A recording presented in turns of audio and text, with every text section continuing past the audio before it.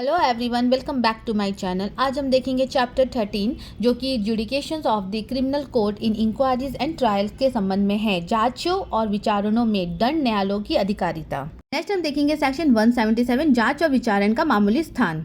इस सेक्शन के अंतर्गत जितने भी प्रकार के क्राइम होते हैं ये जिस स्थान पर होते हैं, जिस प्लेस पे होते हैं, वहाँ पर का जो कोर्ट होता है, न्यायालय होता है, जिस न्यायालय को उस स्थान के लिए वो कमिटेड होता है कि अगर वहाँ पर किसी भी प्रकार का क्राइम होता है तो उस प्रकार के क्राइम का जो भी इंक्वायरी या ट्रायल होगा उसी कोर्ट में ही किया जाएगा। हम देखेंगे सेक्शन 178 जांच या विचारण का स्थान। इसके अंतर्गत फर्स्ट में क्या कह रहा है कि यह निश्चित नहीं है कि जो भी अपराध हुआ है वो एक ही स्थान में हुआ है या फिर कई अन्य क्षेत्रों में भी अपराध किया गया है। अगर दूसरे में कह रहे हैं अगर जो भी अपराध है कुछ उसी क्षेत्र में हुआ है या फिर उसका कुछ भाग किसी दूसरे क्षेत्र में भी किया गया है। और तीसरे में ये कह रहा है क्या वो अपराध जो भी क्राइम हो रहा है वो चलने वाला है, मतलब एक से अधिक स्थानों में वो चल रहा है। और इसके चौथे के अंतर्गत क्या कहता है, वह विभिन्न स्थानीय क्षेत्रों में किए गए कार्यों से मिलकर बनता है। तो ऐसे में जो भी अपराध हुआ, जो भी क्राइम हुआ है, उसका जो भी इंक्वायरी या ट्रायल होगा उस स्थान के जो भी न्यायालय है, कोर्ट है, जो कि उसका कमिटेड होते हैं उस वहाँ पर किए गए अपराध के संबंध में उस न्यायालय या कोर्ट में वो चलाया जाएगा। नेक्स्ट है सेक्शन 179 अपराध वहाँ विचारणीय होगा जहाँ कार्य किया गया या जहाँ परिणाम निकला। इस सेक्शन के अंदर क्या होता है, जब कोई कार्य किसी भी चीज के किए जाने और उसके परिणाम स्वरूप उत्पन्न होने वाले परिणाम के कारण यदि अपराध होता है तो जो ऐसे अपराध की जो इंक्वायरी या ट्रायल होती है वो उस कोर्ट के द्वारा किया जाएगा जिसकी वहाँ पर स्थानीय अधिकारिता होगी उस क्षेत्र के अंदर में। नेक्स्ट हम देखेंगे सेक्शन 180 जहाँ कार्य अन्य अपराध से संबंधित होने के कारण अपराध है वहाँ विचारण का स्थान। ये सेक्शन के अंतर्गत क्या बता रहा है, दो प्रकार के ऐसे अपराध के बारे में बता रहा है कि जब कोई कार्य किसी ऐसे अन्य कार्य से संबंधित होने के कारण वो क्राइम हो जाता है और जो स्वयं भी अपने आप में क्राइम है। और ऐसे में यदि जो व्यक्ति है उस कार्य को करने जाता है या करने के लिए वो बहुत ही कैपेबल है, समर्थ है और वैसा करने के साथ ही वो क्या हो जाता है, क्राइम में बदल जाता है, तब जो फर्स्ट जो क्राइम होता है उसका जो भी इंक्वायरी होगा या ट्रायल होगा वो उस कोर्ट में किया जाएगा जिस कोर्ट की उस लोकल जुडिकेशन पर उसकी कमिटमेंट होगी, मतलब वो अधिकारिता होगी। नेक्स्ट हम देखेंगे सेक्शन 181 कुछ अपराधों की दशा में विचारण का स्थान। इस सेक्शन के सबसेक्शन 1 के अंतर्गत क्या कहता है कि ठग होने के या ठग के द्वारा मर्डर होने का, डकैती होना या डकैती के साथ में मर्डर होने का, या डकैती की जो भी टोली होती, ग्रुप होती है, या फिर किसी की कस्टडी से कोई भाग निकल रहा है, तो ऐसे जो भी क्राइम होती है उसकी जो इंक्वायरी या ट्रायल होती है वह ऐसे कोर्ट के द्वारा की जाएगी जिसकी उसके लोकल जुडिकेशन के अंदर में अगर वो क्राइम किया गया है और वहाँ से अगर एक्यूज्ड पर्सन मिला है। सबसेक्शन 2 क्या कह रहा है कि किसी प्रकार का व्यक्ति का यदि किडनैपिंग हुआ है या फिर एब्डक्शन हुआ है अगर उस पर्सन का, तो उसकी जो भी इंक्वायरी या फिर जो भी ट्रायल होगा वो ऐसे कोर्ट के द्वारा किया जाएगा जिसकी लोकल जुडिकेशन के अंदर में अधिकारिता होगी। उसी के ही क्षेत्र में उस व्यक्ति को छिपाया गया होगा या फिर निरोध किया गया होगा। इस सेक्शन के सबसेक्शन 3 के अंतर्गत क्या कह रहा है, ऐसा ऑफेंस जो कि थेफ्ट, एक्टॉर्शन और रॉबरी से संबंधित होता है तो उसका जो भी इंक्वायरी या ट्रायल होगा वो ऐसे कोर्ट के द्वारा किया जाएगा जिसकी लोकल जुडिकेशन के अंदर में वो क्राइम किया गया हो, या फिर कोई ऐसी चुराई हुई संपत्ति होगी अपराध के संबंध में यदि किसी व्यक्ति के द्वारा उसे कब्जे में रखा, उसकी कस्टडी में है, या फिर उस व्यक्ति ने उस संपत्ति को ये जानते हुए अपनी कस्टडी में रखा हुआ है कि ये चुराई हुई है और उसके पास पर्याप्त कारण भी है कि वो चुराई हुई है फिर भी उसने अपनी कस्टडी में रखा है। अब इससे संबंधित जितने भी प्रकार के केसेस होंगे उसकी उस न्यायालय में चलाई जाएगी जिसकी लोकल जुडिकेशन के अंदर में वो न्यायालय होगा।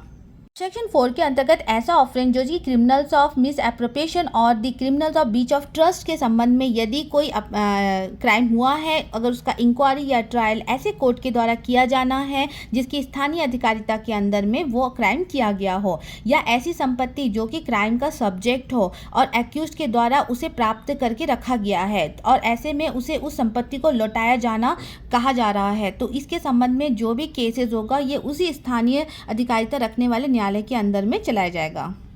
नेक्स्ट सबसेक्शन 5 क्या बोल रहा है कि ऐसा क्राइम जिसके अंतर्गत कोई भी चुराई हुई संपत्ति को कस्टडी में रखा गया है, वो संपत्ति उस व्यक्ति ने स्वयं अर्जित नहीं की है, वो उससे चुराया है, तो ऐसे में जो भी इंक्वायरी या ट्रायल होगा ऐसे कोर्ट के द्वारा किया जाएगा जिसकी उसकी लोकल जुडिकेशन के अंदर में वो क्राइम किया गया हो, या चुराई हुई संपत्ति की ऐसे व्यक्ति के द्वारा कस्टडी में रखी गई है जिसे ये पता है, वो जानता है कि ये जो संपत्ति है ये चुरा के उसने प्राप्त की रखी है और अपने पास में रखा है।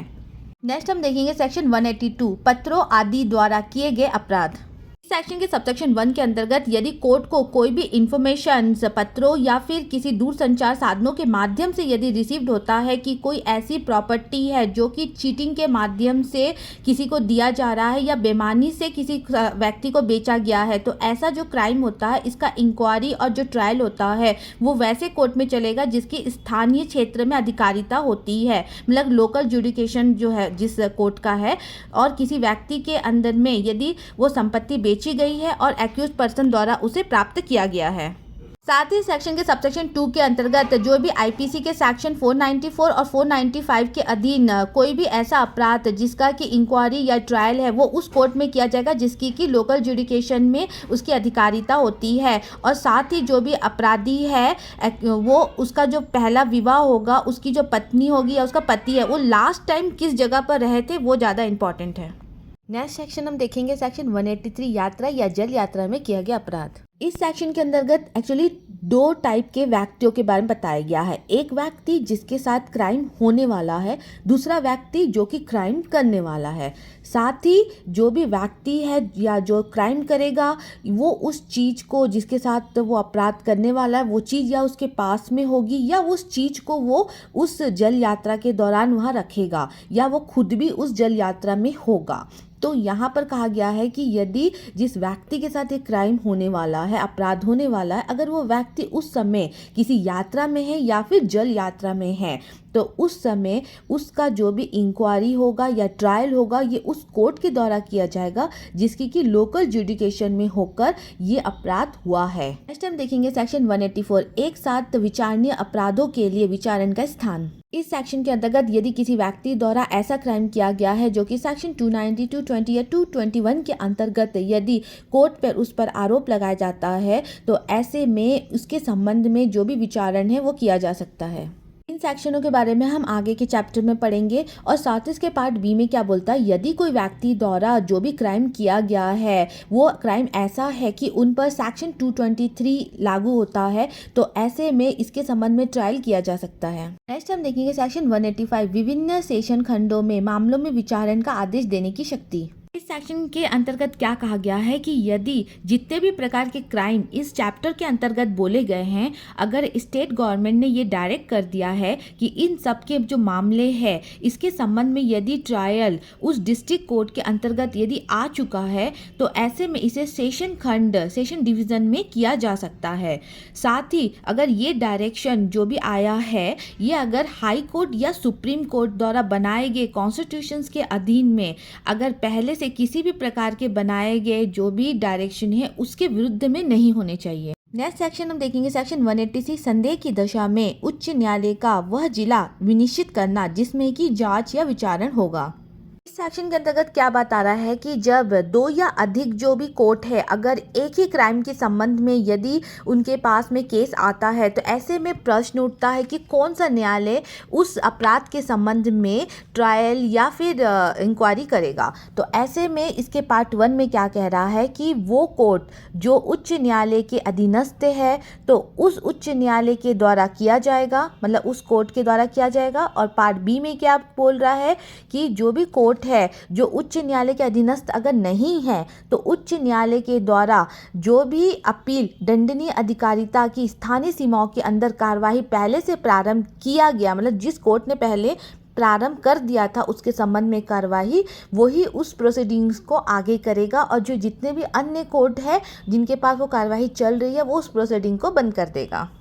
नेक्स्ट हम देखेंगे सेक्शन 187 स्थानीय अधिकारिता से परे किए गए अपराध के लिए सम्मन या वारंट जारी करने की शक्ति। इस सेक्शन के सबसेक्शन 1 के अंतर्गत क्या बोल रहा है, जो कि फर्स्ट क्लास मजिस्ट्रेट है, अगर उसके पास में एक पर्याप्त प्रूफ है या फिर कोई एक पर्याप्त बेस्ड कारण है कि जिसके आधार पर उसको ये ऐसा लग रहा है कि जो व्यक्ति है जिसने वो अपराध किया है वो उसकी सीमा, उसकी ज्यूडिकेशन के अंदर में ना रहकर वो उससे बाहर के किसी दूसरे देश या फिर किसी दूसरे जगह पर कोई अपराध किया है, जो कि सेक्शन 177 और 185 के अधीन में इंक्वायरी या ट्रायल के संबंध में है, तो इसके अधिकारिता रखने वाले जो मजिस्ट्रेट है वो क्या करेगा, इस अपराध के संबंध में जो भी इंक्वायरी या जो भी ट्रायल करेगा वो ऐसे करेगा जैसे कि वो उसकी ही स्थानीय अधिकारिता के अंदर, मतलब उसकी ही जुडिशरी के अंदर में वो अपराध किया गया है। तो इसके समक्ष में वो उस व्यक्ति को क्या बोलेगा कि जितने भी इस अपराध के संबंध में सेक्शन लगते हैं उसके तहत वो उस व्यक्ति को कोर्ट में हाजिर होने के लिए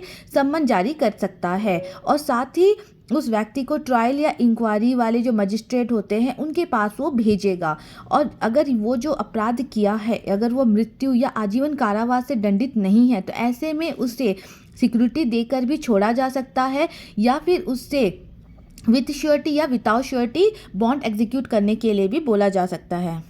इसमें सबसेक्शन 2 के अंतर्गत क्या कह रहा है कि अगर ऐसी कोई पावर एक से अधिक मजिस्ट्रेट के पास में है तो कोई भी मजिस्ट्रेट जो इस मामले को हैंडल कर रहा है या इस मामले के संबंध में उसकी प्रोसीडिंग चल रही है तो वो स्वयं ही इसका अकेले ही समाधान नहीं कर सकता है। वो क्या करेगा कि जो भी हाई कोर्ट होता है जब तक कि उसके ऑर्डर्स नहीं आ जाते हैं कि कौन सा मजिस्ट्रेट देखेगा तब तक कि वह उसके लिए वेट करेगा।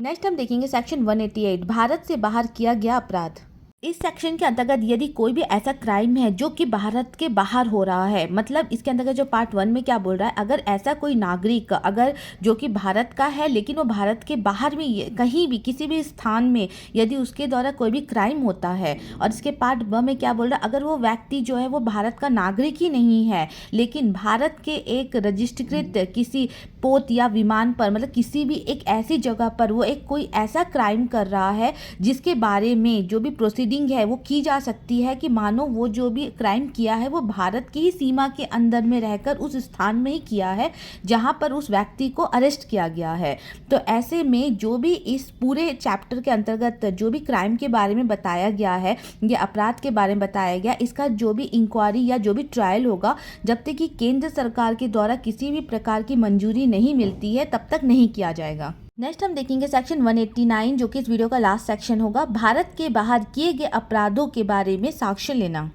इस सेक्शन के अंदर क्या बात कहा जा रहा है कि जो भी क्राइम होता है जो कि भारत के बाहर किसी ऐसे स्थान पर किया जा रहा है जहां पर ट्रायल या इंक्वायरी सेक्शन 188 के अधीन किया जा रहा है, जो प्रोसीडिंग्स है वो सेक्शन 188 के अधीन चल रही है, तो ऐसे में जो सेंट्रल गवर्नमेंट की जो बॉडीज होती है वो जो अथॉरिटी होती है वो इस समय वर्क करती है क्योंकि वो क्या है भारत के बाहर की सीमा है। तो ऐसे में जब तक कि सेंट्रल गवर्नमेंट डायरेक्ट नहीं कर देती है उस क्षेत्र में या उस क्षेत्र के जो न्यायिक अधिकारी मतलब जुडिशियल ऑफिसर होते हैं या उसके उस क्षेत्र के लिए जो भारत के राजनीतिक या कौशल्य प्रतिनिधि, राजनीतिक कौशल्य मतलब क्या होता है, डिप्लोमेटिक और काउंसलर रिप्रेजेंटेटिव के समक्ष दिए गए अभिसाक्ष्यों की पेश किए गए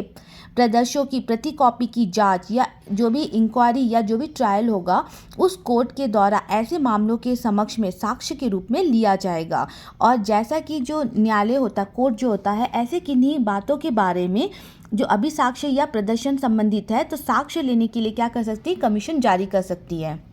इसके साथ ही हमारा आज का वीडियो यही समाप्त होता है। आई होप कि आपको कंटेंट पसंद आया होगा। Thank you.